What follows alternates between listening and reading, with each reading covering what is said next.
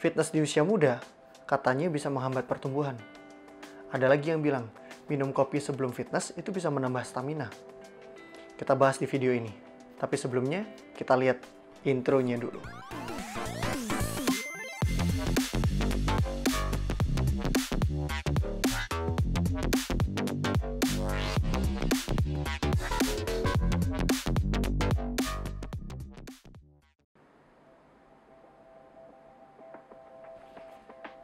Hai, selamat datang di channel ini. Untuk kalian yang belum tahu, channel ini akan fokus membahas tentang olahraga, fitness, dan lifestyle. Untuk kalian semua yang tertarik dengan topik-topik itu, jangan ragu lagi untuk klik tombol subscribe, dan jangan lupa hidupin tombol loncengnya, biar kalian semua dapat notifikasi setiap ada video baru di channel ini. Kalau kalian suka dengan video ini, di akhir kalian bisa klik like dan share ke teman-teman kalian semua. Di video kali ini, saya akan membahas tentang 5 fakta dan mitos seputaran fitness. Untuk kalian yang pengen tahu lebih lengkap, jangan di skip videonya, tonton sampai habis. Tanpa basa-basi lagi, kita akan masuk ke pembahasan yang pertama. Oke, topik pertama yang akan kita bahas adalah, ada yang tanya ke saya, bro, bener nggak sih fitness di usia muda itu bisa menghambat pertumbuhan? Kita lihat sekarang. Menurut pakar kesehatan Divya Himatsingka, fitness dengan beban berlebihan dan terlalu berat dapat menghambat pertumbuhan tulang. Namun, ini menarik nih. Dalam artikelnya disebutkan bahwa hal tersebut karena asumsinya remaja cenderung tidak mendapatkan asupan gizi yang seimbang.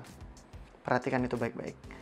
Sedangkan menurut Chiao Kyung Lai dari Tufts University menyatakan bahwa faktor yang menghambat pertumbuhan remaja 60-80% itu adalah faktor genetik, sedangkan 20-40% itu adalah faktor nutrisi.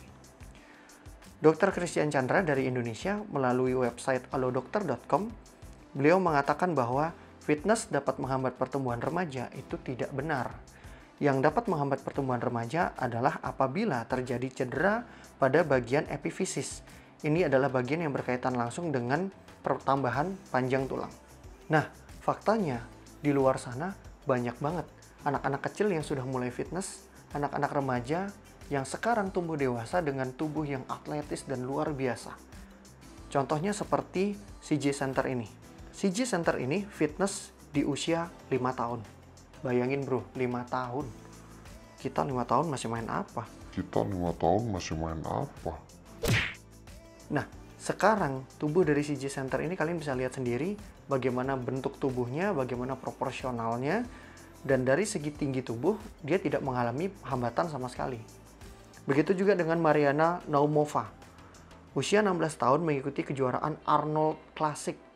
Bagi yang nggak tahu, kejuaraan Arnold Classic itu adalah kejuaraan bodybuilder dunia. Di kejuaraan itu, Mariana Naumova mengangkat beban 150 kg di usia 16 tahun. Bayangin sendiri deh. Jake Schellenschlager, bener gak sih? Jake Schellenschlager di usia 12 tahun menjadi atlet angkat berat dan mengangkat beban hingga 136 kg. Usia 12 tahun, 136 kg. Richard Sandrak mengangkat beban 82 kg saat usia 6 tahun. Dan saat ini menjadi pria bertubuh atletis di usia 23 tahun. Sekarang di usia 23 tahun kira-kira bebannya berapa ya? Nah, yang terakhir ini menarik. Tristan Lee, dia juga ada channel YouTube-nya. Kalau kalian mau cari silahkan langsung aja ketik Tristan Lee. Tristan Lee mulai fitness di usia 14 tahun. Dan saat ini usianya sudah 17 tahun. Kalian bisa lihat sendiri tubuhnya kayak apa sekarang. So, fix. Pembahasan yang pertama bahwa fitness dapat menghambat pertumbuhan remaja itu adalah mitos. Kita masuk ke pembahasan yang kedua. Katanya, fitness atau angkat beban dapat mempengaruhi ukuran Mr. P buat para pria. Emang benar? Menurut Dr. Kenneth Gardner dari Holiday Hills Research Center, olahraga tidak akan berpengaruh pada ukuran Mr. P secara permanen. Mr. P mengecil karena adanya peralihan suplai darah dari Mr. P menuju ke otot-otot yang sedang terlatih. Hal ini hanya terjadi pada saat latihan. Sedangkan pada saat kalian selesai latihan, begitu tubuh mulai dingin, ini akan kembali seperti semula. Ilusi ukuran Mr. P mengecil itu juga disebabkan oleh adanya pertumbuhan otot di sekitarnya. Jadi secara visual logikanya akan terlihat lebih kecil jika dibandingkan secara visual. Otot-otot yang berpengaruh adalah biasanya bagian-bagian di adductor group, yaitu adalah bagian otot paha bagian dalam, dan lower abdominal, yaitu perut bagian bawah.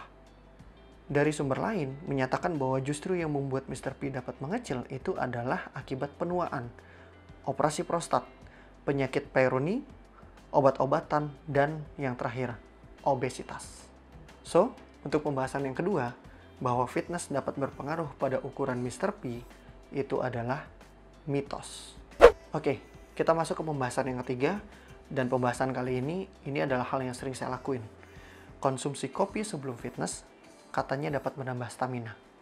Yang dapat menambah stamina dari 1 gelas kopi, itu bukan kopinya, tapi kandungan dalam kopi, yaitu kafein. Kenapa hal ini terjadi?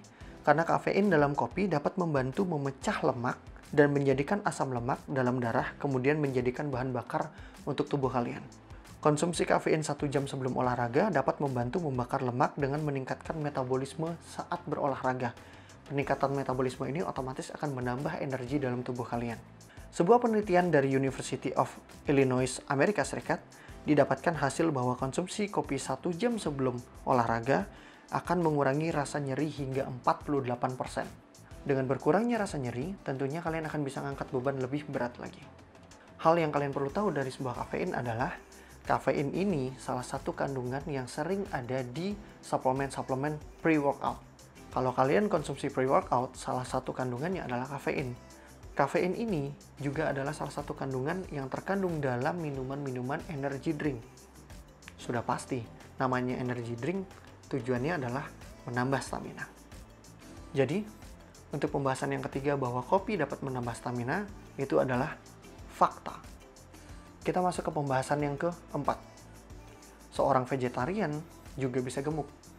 Seorang ahli gizi bernama Monica Oslander menyatakan bahwa konsumsi gula yang berlebihan itu akan dapat menjadikan gula berubah menjadi lemak di dalam tubuh.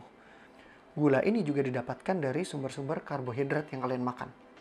Mungkin nasi putih, kentang, dan lain-lain. Itu semua mengandung gula.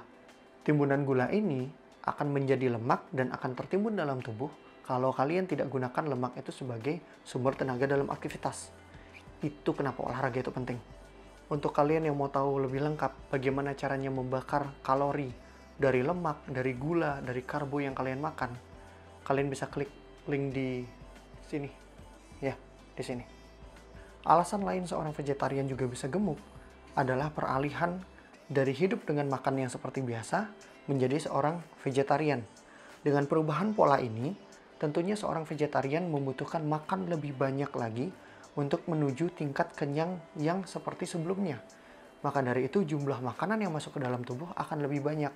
Masalahnya, memasukkan karbohidrat di dalam tubuh adalah salah satu cara untuk membuat perut kita lebih kenyang. Jadi, untuk pembahasan yang keempat, seorang vegetarian juga bisa gemuk, itu fakta. Kita masuk ke pembahasan yang kelima.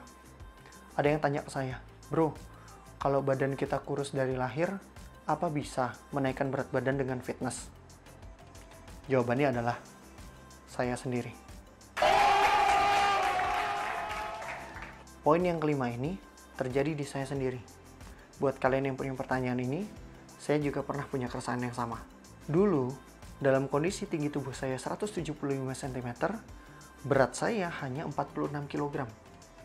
Kalian bisa bayangin sendiri kurusnya kayak apa? Kalau ada fotonya, saya akan posting, kalian bisa lihat sendiri di situ. Waktu itu, saya berusaha menaikkan berat badan dengan cara makan sebanyak mungkin yang bisa saya makan berbagai macam makanan. Nggak jarang saya makan mie instan dengan telur, dengan sosis, ditambah dengan nasi. Luar biasa kalorinya. Tapi apakah berat badan saya naik? Nggak juga. Ternyata yang salah adalah saya tidak kenal dengan tubuh saya sendiri.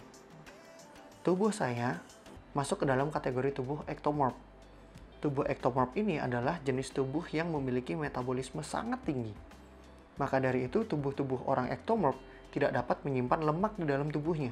Lalu, bagaimana caranya seorang ectomorph dapat menaikkan berat badan? Salah satunya adalah dengan cara menaikkan massa otot. Caranya menaikkan massa otot? latihan angkat beban, resistance training, fitness. Tapi faktanya, walaupun saya sudah fitness, saya angkat beban, tubuh saya juga nggak semakin berat, tubuh saya juga nggak semakin besar, tubuh saya juga nggak semakin gemuk. Masalahnya di mana? Masalahnya ada lagi. Saya tidak mempertimbangkan nutrisi yang masuk ke dalam tubuh saya. Dan begitu juga pola-pola yang lain. Ingat, untuk menambah berat badan atau untuk mendapatkan tubuh yang ideal, tidak hanya olahraga. Ada 3 hal penting yang perlu kalian perhatikan. Olahraga, istirahat, dan makan. Nutrisi yang masuk ke dalam tubuh, pola istirahat kalian, dan pola latihan kalian.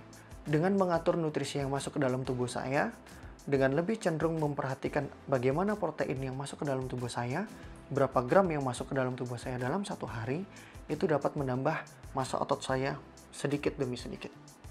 Dan hasilnya, saat ini berat saya sudah mencapai di angka 71 kg dengan tinggi tubuh 176 cm. Nah, kalau sudah begitu, pertanyaan berikutnya akan muncul. Bagaimana cara kita menghitung nutrisi yang masuk ke dalam tubuh kita? Untuk kalian yang pengen tahu gimana caranya, kalian bisa klik link di sudut ini. Di video itu, saya menjelaskan bagaimana saya menghitung setiap makronutrisi yang masuk ke dalam tubuh saya per harinya. Makronutrisi seperti protein, karbohidrat, dan lemak yang masuk ke dalam tubuh, itu semua bisa dihitung. Jadi, untuk pembahasan kita yang kelima, fitness dapat menambah berat badan untuk si kurus, itu adalah fakta. Oke, sekian dulu pembahasan kali ini. Kalau kalian suka dengan videonya, kalian bisa klik like dan share ke teman-teman kalian. Dan jangan lupa, kalau kalian tertarik dengan pembahasan-pembahasan seperti ini, kalian bisa klik tombol subscribe dan hidupin loncengnya supaya kalian dapat notifikasi setiap saya upload video baru di channel ini. Satu lagi, kalau kalian punya saran atau komentar-komentar, atau mungkin kalian punya topik baru terkait dengan fitness, entah itu mitos, fakta yang pernah kalian dengar, kalian bisa tulis di kolom komentar di bawah, atau kalian bisa follow Instagram saya di @andrewicaksana _a. Kalian bisa DM saya di situ dan kita bisa ngobrolin tentang fitness atau mitos dan fakta lainnya yang perlu kita bahas di channel ini. Saya tunggu.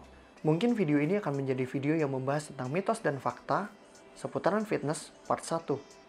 Dengan rekomendasi kalian, mungkin akan ada part 2 dan part 3. Seperti biasa, terakhir, take your time and get the new you. Sampai ketemu di video berikutnya. Saya Andre Wicaksana, pamit.